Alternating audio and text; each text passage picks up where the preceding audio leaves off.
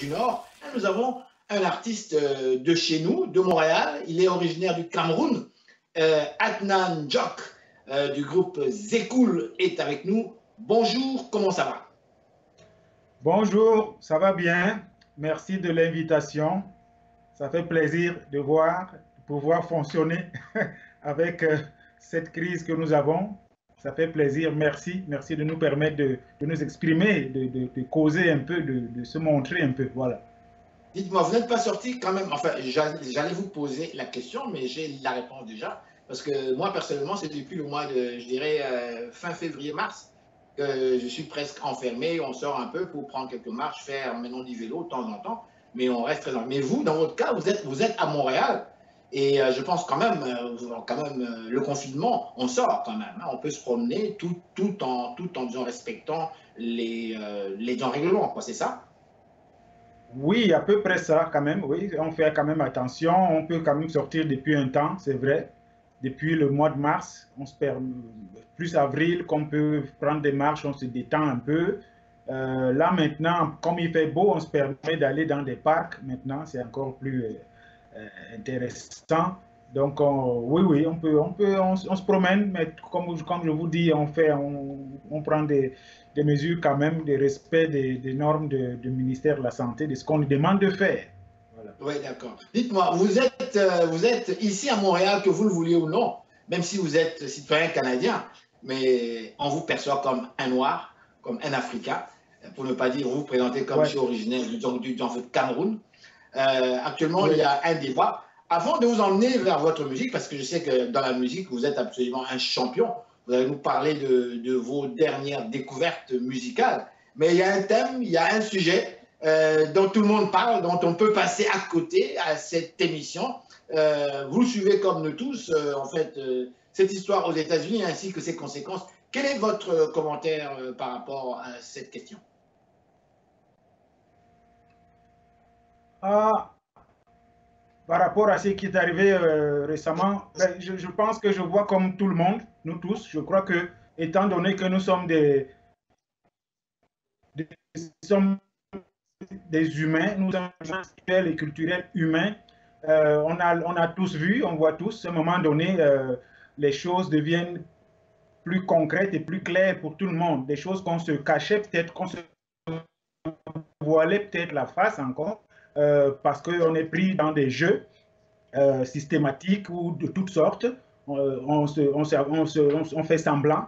Alors, la nature fait parfois qu'à un moment donné, l'humain a des occasions de régler une question qui dure depuis. Je dis, c'est quelque chose qui concerne tout le monde. Je dis bien toutes les races, en fait, toute l'humanité. Donc, c'est juste ça. C'est pas question de se pointer du doigt, que c'est la faute de qui, de tel, mais c'est quand même une question de justice. Alors, c'est ma propre, à mon humble avis, je dis seulement que oui, c'est une occasion que la nature nous permet de pouvoir résoudre, régler quelque chose qui dure depuis, je ne saurais quoi dire. Et comme je dis, profiter aussi, se regarder, c'est pas seulement pour regarder l'autre, mais de faire une hygiène mentale, une hygiène propre en nous-mêmes. Qu'est-ce qu'on peut faire de mieux nous-mêmes, entre nous, les humains, entre nous, les communautés, entre nous, les familles, en famille, et par rapport maintenant au système mis en place. Mais sinon, il fallait qu'un truc déplorable arrive comme ça, peut-être, encore, c'était comme de trop, même si on le vit tous les jours sous diverses formes. C'est pas seulement sur taper quelqu'un, quelque chose. On le vit sur diverses formes, et sur tous les secteurs, sur tous les domaines. Alors, il faut se le dire, les vraies choses. Je parle comme si nous sommes en famille. On le vit sur tous les domaines. Je dis bien tous les domaines et chaque jour. Mais justement, je vais vous poser ma question autrement. On se parle, vous et moi, entre Africains. Vous le savez, frérot, on est Africains. Aujourd'hui, nous sommes en train d'élaborer sur une question qui s'est présentée aux États-Unis, où il est très clair, on voit ici la différence entre blanc, policier blanc et victimes noires. On voit les manifestations au travers le monde. On voit l'histoire du monde noir, spécialement, on met surtout l'accent sur l'esclavagisme, du moins, qui ressort. Toutes ces petites blessures-là qui ressortent. Bon, moi j'aime bien faire l'avocat du diable quelque part. Et là, j'ai bien dit en commençant entre nous, Africains. En Afrique, sur le continent, l'Afrique noire, on parle de tribalisme. Le tribalisme est égal exactement au racisme, à la discrimination, parce qu'on n'est pas de la même tribu, tout simplement. Au niveau des emplois, au niveau de pratiquement plusieurs choses, au niveau même des mariages. Il y a des familles qui vont refuser que leur fille épouse un individu. Pourtant, ils sont du même pays, ils sont noirs tous les deux, mais parce qu'il n'est pas de la même ethnie, on ne veut pas les machin. Au niveau des emplois, je le répète, au niveau même des universités, les notes comme telles, on va voir que tiens, telle ethnie semble plus intelligente qu'une autre. Et là, je m'arrête. Je m'en vais au Cameroun. Les Bamileke. Les Bamileke au Cameroun, en fait, on a parlé des Bamileke comme étant une ethnie qui est très agressive, une ethnie qui est dans les affaires, une ethnie qui fait peur quelque part, au pouvoir aussi. Dites-moi, quel est votre commentaire par rapport à cette affirmation? Bon, mon commentaire dessus, encore une fois, mon humble avis, on est pris dans c'est une question économique, hein. Alors, on est pris dans l'économie, c'est un problème économique, je trouve, c'est-à-dire la peur d'être dominé par l'autre, parce que l'autre a des dons, des qualités de faire quelque chose au niveau de commerce qui se débrouille un peu mieux. Et on oublie de regarder ce que nous, on a de bien pour apporter et faire plus. Donc, je dirais, c'est vraiment, ça dépend des uns et des autres. Oui, cette tribu-là, moi, c'est nos frères. Moi, comme je répète toujours, en tant que musicien, je prends l'ensemble de tout le monde parce que je joue tous les styles de ces musiques camerounaises. Et donc, oui, c'est vrai, il y a un problème de mentalité chez nous parce que c'est vraiment un problème de mentalité que voir que l'autre, il fait mieux, on commence à faire des petits combats et c'est un manque, il manque de la correspondance, un manque d'amour entre nous parce que le Créateur, Dieu, a donné tout à tout le monde, qu'on ait une autosuffisance. Seulement, la seule chose qui nous manque, c'est un petit effort d'amour entre nous pour que chacun puisse profiter. On a besoin des uns et des autres. Ben oui, je suis bon, j'ai un mangue, toi tu as un oranger, l'autre a un goyavier, l'autre a du manioc, l'autre a du maïs. Plus que, hein, alors partageons-nous pour qu'on ait chacun un peu de tout ça. Tu ne peux pas tout avoir. Donc, oui, mais dites-moi, il y a des Québécois, le grand public qui nous regarde actuellement, certains parmi eux, en nous écoutant ici parler, pourraient dire, mais oui, mais d'accord, mais là, chez vous, vous avez le tribalisme, vous le reconnaissez. Le tribalisme est une forme d'exclusion. On écarte l'autre parce qu'elle n'est pas pareille. Elle ne nous ressemble pas, ni dans la langue, ni dans la façon d'être, ni dans la façon dont ils ont mangé. Et vous vous plaignez après, quand vous venez chez nous, vous vous plaignez du en fait, racisme. Mais écoutez, soyez constant quand même. Qu'est-ce que vous répondrez à cela? Alors, qu'est-ce que je pense? Là, je dirais que c'est pas bien de voir sous cet angle-là. Voilà, c'est pas la bonne façon de voir sous cet angle. Chaque personne, je reviens encore dessus, chaque personne a ses bobos, d'abord personnels. On a nos propres combats à faire entre nous-mêmes, ensuite entre familles, et ensuite à l'échelle la famille plus élargie, mondiale. Donc, oui, on ne peut pas regarder les bobos, tout le monde a des bobos, je parle de là, on est égal là-dessus. Chacun a ses petits problèmes, même ici en Amérique du Nord ou en Occident, il y a des problèmes familiaux, on connaît, personnels qui touchent chacun. Maintenant, quand on regarde la vue générale, il y en a qui ont comme quand tu arrives à un hôpital, il y a des cas graves, il y a des cas moins graves, il y a des cas ainsi de suite. Donc, dans la vie, il faut quand même regarder des cas graves. Alors, des cas graves, on parle vraiment de l'esclavage et la situation des Noirs, comme ce qui est arrivé aux États-Unis. Oui, il faut avouer que c'est un cas c'est hors norme un peu. Là, je parle du fait que là, ça dépasse un peu le borne. Alors, il faut y regarder. Quand on envoie des malades dans un hôpital, le médecin, il regarde d'abord, ah bon, là, c'est un cas. Bon, toi, tu as une plaie ici, ok. petite blessure, on peut mettre de l'alcool, on va soigner après. L'autre a un mot de ventre, ok. Mais l'autre là, ouf, ah, il tourne le corps ouvert ici, ça fait mal. C'est un cas d'urgence. J'appelle ça des cas d'urgence, tout simplement. Parce que je ne dis pas que je ne veux pas jouer à la victime. Ce n'est pas la victime qu'on joue, mais le peuple noir qui vit comme d'autres peuples. Mais l'esclavage, c'est un cas d'urgence qui dure depuis longtemps. Nos ancêtres en ont souffert et nous en souffrons. Alors, plus de 200 millions, paraît-il. Plus de 200 millions, paraît-il, ont quitté le continent. Voilà. Donc, c'est ce que je veux juste préciser. Je dis bien, tout le monde personne n'est parfait, on a des propres bobos à nous, on doit réviser notre hygiène. Oui, on a le tribalisme chez nous. Aussi, les côtés occident, ils ont chacun leurs problèmes aussi. Mais là, on est en cas d'urgence. Plus de 200 millions de personnes sont sorties. Ils ont été traités comme, c'est incroyable, je n'ai pas de mots pour décrire. Et en plus, c'est rentré dans un système encore de lois qu'on ne peut même pas aller imaginer, on ne peut pas comprendre comment ça fonctionne. On subit. Nos ancêtres ont bossé dur et nous, on le subit, je dis bien, tous les jours. Ça n'est pas seulement par les injures ou les bousculades de police, c'est par le comportement, dans l'attitude des gens, dans tout. Donc, il faut se le dire, ces vraies choses. On le vit, on ne se le dit pas, mais on le sent, on le vit, ces petits coups. Alors, je ne veux pas mettre tout le monde dans le même bateau, non seulement, mais on est tous victimes d'un système.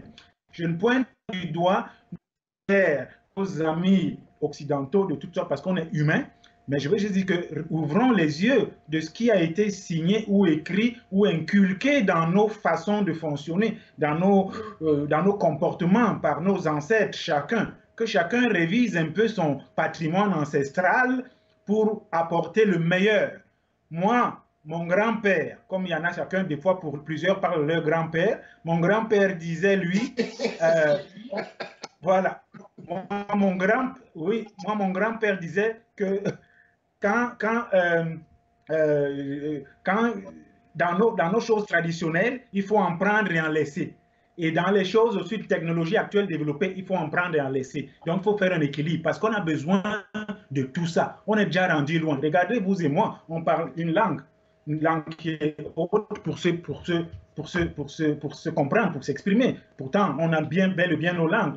On pourrait se comprendre comme ça, on a nos langues, mais on se comprend différemment. Donc, chacun apporte, on se soutient les uns les autres.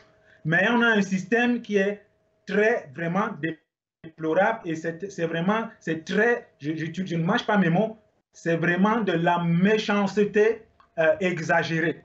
Je ne mâche pas mes mots, parce que voilà, c'est caché. Je répète encore, c'est caché et on vit ça tous les jours. Il ne faut pas non seulement qu'on reste quand même victimisé là, non, c'est pas ça le truc. C'est que, regardons le point. Quand un papa rentre dans une maison, il trouve qu'il y a du désordre. Est-ce qu'il va demander au plus petit, au plus jeune? Non. On demande au plus vieux, celui qui est plus fort, celui qui a plus de... C'est l'aîné de la famille. Alors on demande qu'est-ce qui s'est passé là? C'est toi le responsable. Alors, vous nous sortez, en fait, on va présenter dans les minutes qui vont suivre avant de terminer cette interview, une vidéo. Y a-t-il un titre que vous pouvez nous proposer et nous en parler rapidement? Oh. Alors, un titre que je peux proposer, le premier qui s'appelle Ma Charmante. Vraiment, j'ai une difficulté à choisir, je les aime tous, mais je peux dire Ma Charmante fait partie du récent album qu'on trouve dans Bandcamp. Quand vous tapez dans le site Zekul, ZEKUHL.com, vous pouvez découvrir encore les autres chansons de cet album pour ceux qui peuvent aller voir. Et pour encourager en cette période de crise sanitaire, ça pouvait encourager justement en vous en procurant des chansons. Mais voilà, c'est à vous de voir. Moi, je dis Ma Charmante, c'est une pièce qui fait partie de l'album actuel, oui. Alors, donc, c'est un rythme. Zekul du Cameroun, un Montréalais, comme on dit, typique. Merci infiniment pour cette interview. Je vais vous souhaiter une excellente fin de journée. Au revoir, cher frère. Merci beaucoup. Merci. Merci, portez-vous bien. Au revoir.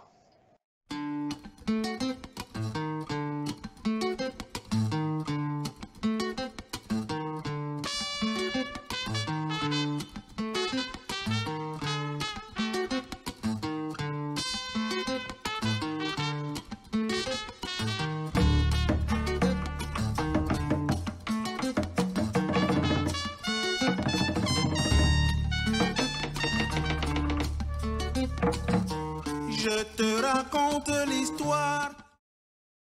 Bonsoir, ici Henri Ngaka. Ne ratez surtout pas nos prochaines émissions présentées à ICI Télévision depuis Montréal. Ça va causer. Notre magazine de télévision, comment ça va chez vous? Je sais que ça va très bien avec cette belle température, avec ce beau temps qui change un petit peu. J'aime bien parler de la température parce que c'est, paraît-il, la bonne façon en Occident d'entamer une conversation. À l'émission, aujourd'hui, nous poursuivons notre petite tournée de conversation avec nos frères et sœurs de la diaspora. Et nous parlons de cette question absolument extraordinaire. Je dis extraordinaire parce que pour moi, c'est une question qui parle de l'histoire même de l'homme noir. On parle de cette discrimination raciale aux États-Unis qui a eu en fait des ramifications un peu partout dans le monde et même sur le continent africain. Nous recevons à l'émission aujourd'hui M. Ralph Mengret. Bonjour. Merci de votre présence à notre émission. Bonjour, bon, ça va?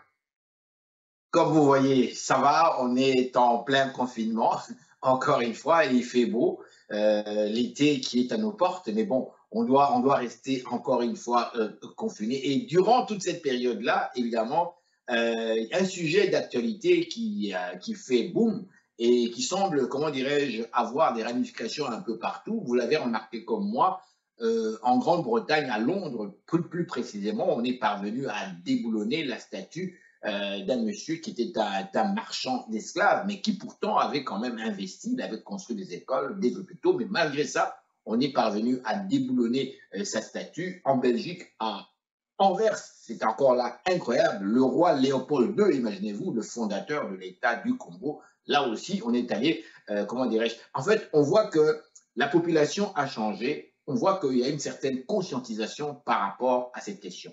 Et justement, nous vous recevons à l'émission parce que vous êtes une personnalité, vous êtes quelqu'un qui est très impliqué au sein de cette grande diaspora. Vous avez certainement vécu des choses très intéressantes, vous avez certainement des choses à nous dire. Qui êtes-vous pour commencer? Mon nom c'est Ralph Mengret, je suis un artiste en art visuel. Et aussi, je suis le coordonnateur du Centre des Arts de la Musique d'Haïti. Je suis le responsable pour monter la programmation. C'est ça. Et puis voilà. Et puis aussi, je suis animateur numérique.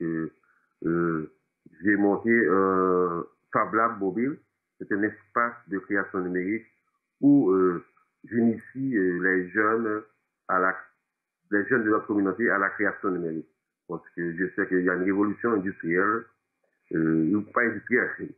Il y a une révolution numérique qui a traité de se faire depuis les années 2015-2013. Et voilà, moi, je n'aimerais pas que notre communauté puisse, surtout les jeunes, puissent rater cette révolution-là. Alors, je les initie aux différents types d'équipements numériques, comme le vidéo mapping, comme la programmation d'un drone, ou bien aussi digitaliser, ou l'imprimante 3D.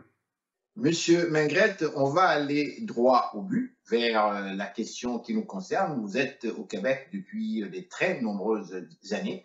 Je vais vous rappeler un petit peu, rapido presto, l'historique même de cette grande diaspora haïtienne qui vit ici au Québec. On parle déjà à l'époque de François Duvalier qui a poussé en fait les intellectuels haïtiens à quitter comment dirais-je, la perle des Antilles pour soit les États-Unis ou encore le Canada ou encore l'Europe. Donc, et on parle ici d'une deuxième vague qui arrive dans les années 80. Celle-là, c'est vraiment des questions économiques. Les gens en ont marre en fait, Bébé Doc, la situation, elle est catastrophique. Et donc, il y a une deuxième vague haïtienne qui sont monsieur, madame, tout le monde, qui viennent à Montréal, qui sont installés. Et voilà, on parle d'une communauté haïtienne. Vous, est-ce que vous êtes-vous senti accepté quand vous êtes arrivé ici? Comment ça a été pour vous? Et en tant que leader de cette communauté, quelle est votre lecture, votre regard par rapport à l'évolution de cette communauté? Sentez-vous que la communauté a été discriminée? Bien sûr, ça a été, oui, la communauté a été discriminée, mais il y a certains personnages individuellement ont pu réussir, comme Dalila Ferrière et autres. Mais en gros, oui, et cette communauté, notre communauté a été discriminée. Et bon, c'est le cas partout. Hein. Dès qu'il y a une communauté noire à travers la diaspora, ils ont été discriminés. C'est parce discriminés que comment? Discriminés comment? Parce que c'est facile de dire on est discriminé. Mais on va parler des choses concrètes. Comment? Sur quoi? Sur quels éléments, s'il vous plaît? Bon, par exemple, sur la question d'emploi, dès qu'on a un nom qui ne ressemble pas à un tremblé, déjà on est déjà discriminé. Et parce que c'est 400 ans d'histoire, 400 ans de mauvaises images qu'on associe avec la communauté noire. C'est ça qui est resté dans l'imaginaire des personnes non racisées. Par exemple, au 19e siècle en France, il y avait des cirques où il y avait des hommes noirs dans les cirques. Alors, les petits qui ont grandi en Europe, qui avaient à peu près l'âge de 56 ans, ils ont une conception que l'homme noir est inférieur. Et ça restait jusqu'à présent. Tous les bonnes images comme à la télévision, par exemple ici au Québec, c'est très peu d'images noires positives qu'on montre à la télévision. Même dans les rôles, il y a certains rôles qui ne sont pas attribués aux gens noirs, aux gens racisés. C'est toujours les mauvais rôles, etc. Alors c'est tout ça qu'il faut changer maintenant. C'est tout ça qu'il faut démanteler. Cette image-là, ce mensonge-là. Et voilà, plus ou moins c'est. Je lis un peu comme tout le monde, je suis comme tout le monde les réseaux sociaux, dont Facebook, et je suis tombé sur une affirmation qui m'a fait tiquer. Et je vais vous la lire rapidement. Il s'agissait d'une dame. Je ne la cite pas, en fait, je ne cite pas son nom, mais je cite quand même ce que j'ai lu. Voici ce qu'elle dit. Depuis que je vis au Québec, j'ai oublié que je suis noire. Depuis que je vis au Québec, j'ai oublié que je suis noir. Quel est votre commentaire par rapport à cette affirmation? C'est assez difficile de répondre à sa question parce que moi, j'ai grandi en Haïti, j'ai jamais su que j'étais noir. C'est réellement en voyageant à l'extérieur qu'on m'a dit que je suis noir, je suis racisé, minorité visible, etc. Alors, je peux interpréter dans le sens qu'elle veut dire, mais c'est un peu difficile de penser ce que quelqu'un pense avec une phrase, avec un statement. Peut-être que elle est dépourvue de tout complexe pour pouvoir frapper les portes, pour réellement affirmer ce qu'elle est. Mais en se considérant, oui, mais en se considérant. Lorsque vous dites dépourvu de tout complexe, je m'arrête cette phrase-là, dépourvu de tout complexe. On va décoder un peu. Qu'est-ce que vous voulez dire par là? C'est-à-dire que, bien sûr, c'est que des fois, le système n'est pas design pour les minorités. Il faut réellement s'affirmer et frapper les portes pour convaincre et de tout préjugé qu'on peut aussi. Parce que des fois, des gens aiment se contourner en se ghettoisant avec sa communauté pour se sentir beaucoup plus en sécurité. Mais des fois aussi, il faut essayer d'ouvrir les portes aussi. Être la première personne qui a franchi quelque chose aussi. Ça demande beaucoup d'estime de soi, de confiance aussi, pour le faire aussi. Alors, c'est de ce sens-là peut-être que j'essaie de comprendre qu'elle n'a pas de race, mais même si qu'on le ghettoise, mais elle essaie de franchir les portes et ouvrir un chemin à elle.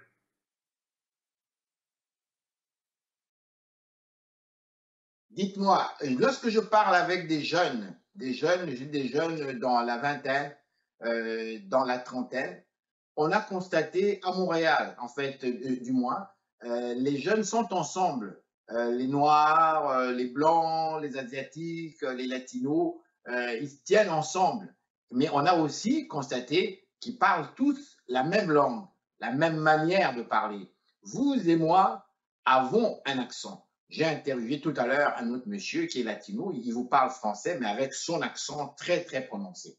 Les jeunes, eux, ils ont grandi ici, ils écoutent l'accent d'ici, c'est un accent qui est majoritaire, donc forcément, ils vont adapter en fait, la manière de parler d'ici comme tel. Et on regarde au niveau du travail, ben, ils évoluent naturellement avec le même accent d'ici. Je regarde à la télévision, je regarde dans les hôpitaux, je regarde chez les professionnels. Ils s'expriment comme eux. Et on finit même des fois par oublier leur couleur. Et j'ai une phrase très précise qui dit mais toi, t'es pas pareil comme les autres. Pourtant, t'es noir, on ne te voit plus. Quel est votre commentaire là-dessus? Bon, un jeune qui est né ici, qui a grandi ici, je pense aussi que la nouvelle génération aussi s'unissent entre eux. Par exemple, à Saint-Michel, je remarque beaucoup de jeunes, même des Québécois qui parlent le créole aussi. Hein. C'est-à-dire que maintenant, il y a un nouveau langage, ça c'est dans les rues, il y a un nouveau langage maintenant que les jeunes parlent un peu d'arabe, un peu de créole et le français. Alors, signifie il y a une nouvelle culture qui est en train de se former au Québec. Parce que même si que l'ancienne génération garde certaines valeurs, certaines réticences, mais les jeunes ont vécu différemment. Pourquoi? Parce que il y a certaines images, parce qu'ils peuvent aller fouiller des images à travers le monde. Il y a des rappeurs qui sont noirs, latino-américains, arabes. Alors, le hip-hop est devenu une culture mondiale. Mais c'est un langage, une façon de parler, une façon d'être, de s'habiller, et que les jeunes s'identifient. C'est là entre eux, il n'y a pas de race, il n'y a pas de couleur. Pourquoi? Parce que c'est une culture entre eux. Et même, comme j'avais dit, qu'ils parlent des dialectes entre eux, du créole, de l'arabe, du français, etc. Alors, il y a une nouvelle culture qui est en train de se former. Mais spécifiquement à Montréal. Dans la région, c'est autre chose. C'est autre chose parce que la diversité est beaucoup plus minoritaire. Voyez-vous? Alors, je pense qu'au fur et à mesure, ça va changer et que, voilà, c'est une nouvelle culture qui est en train de se former et puis ça va, c'est positif dans ce sens-là. Bien, Monsieur Mengret, c'est tout le temps malheureusement qui nous a été réservé. À moins que vous ayez autre chose à ajouter par rapport à cette question, je veux vous dire encore une fois un grand merci de nous avoir éclairé par rapport à cette question et une très bonne journée. Merci beaucoup. Merci à vous. Merci, au revoir. Alors, restez là. Nous sommes de retour tout de suite après ces réclames publicitaires.